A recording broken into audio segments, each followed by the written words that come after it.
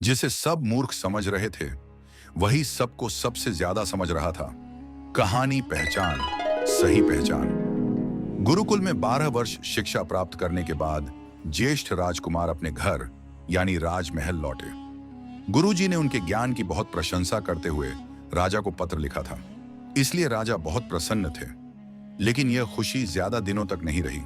राजा और मंत्री धीरे धीरे समझ गए कि राजकुमार बुद्धिमान नहीं हैं। उन्हें कोई भी आसानी से मूर्ख बना सकता है, खास तौर पर जो कोई साधु का वेश पहनकर, हरिनाम लेकर या 2 श्लोक बोलकर आ जाता। राजकुमार उसे तुरंत दान दे देते। कितनी ही बार उन्हें मोतियों के हार पहनाए गए, लेकिन एक दिन भी नहीं लगता था कि वे हार ठगों की गर्दन में पहुंच जाएं। हताश होकर राजा ने गुरुजी को बुलवाया। राजा ने कहा, गुरुदेव, आपने राजकुमार को क्या शिक्षा दी है?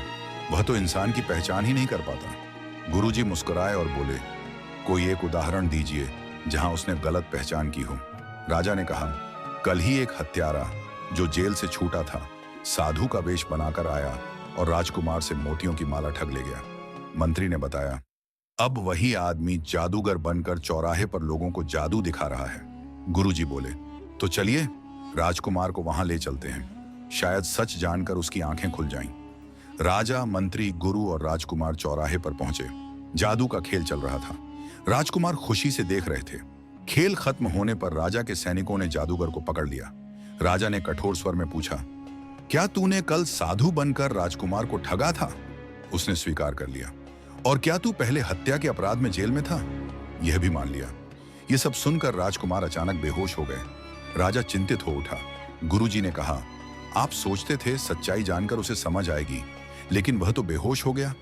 जब राजकुमार को होश आया तो वह मन ही मन बोले, आज जादूगर, कल साधु, उससे पहले हत्यारा।